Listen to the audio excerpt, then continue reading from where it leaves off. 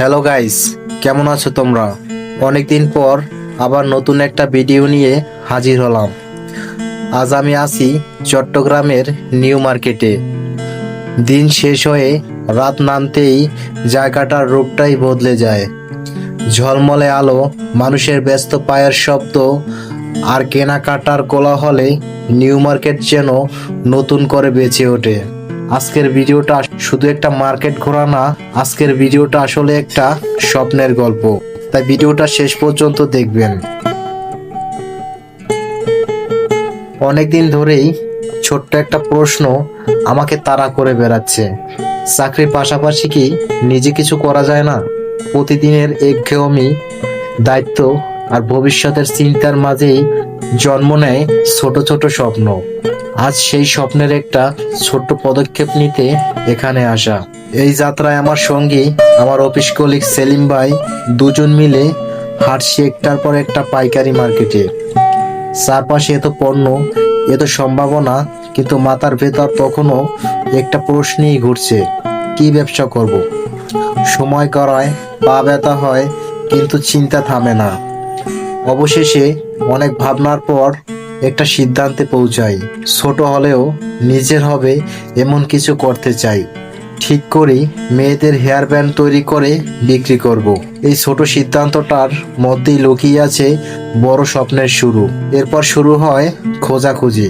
কাঁচামালের দাম, মান সবকিছু খুব মনোযোগ দিয়ে দেখি। প্রতিটা দোকান, প্রতিটা পণ্য যেন নতুন করে আসা জায়গায়। মনে হয় হয়তো এখান থেকেই শুরু হবে আমাদের নতুন একটা অধ্যায়। লম্বা সময় হাঁটার পর শরীর ক্লান্ত হয়ে আসে, তাই একটু থামি। ঢুকে পড়ি কাছের একটা রেস্টুরেন্টে।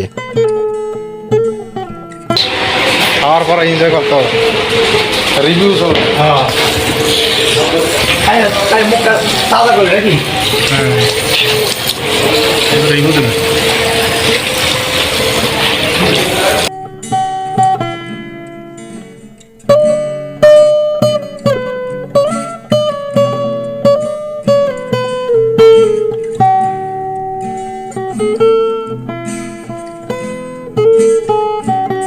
অসাধারণ একটা খাবার।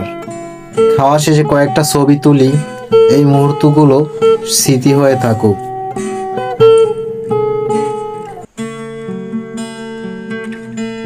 আবার কাজে ফিরে আসি। শেষবারের মতো পুরো মার্কেটটা ঘুরে প্রয়োজনীয় সব কাঁচামাল সংগ্রহ করি। আলহামদুলিল্লাহ, আজকের লক্ষ্য পূরণ হয়েছে। ঘড়ির কাঁটায় রাত প্রায় 11টা। নিউ মার্কেট ধীরে ধীরে নিস্তব্ধ হয়ে আসছে, আলো নিভছে, দোকান বন্ধ হচ্ছে, আর আমি ফিরছি বাসার পথে।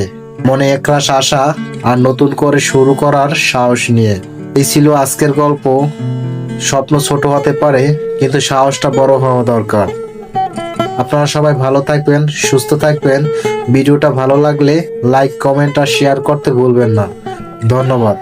আসসালামু আলাইকুম।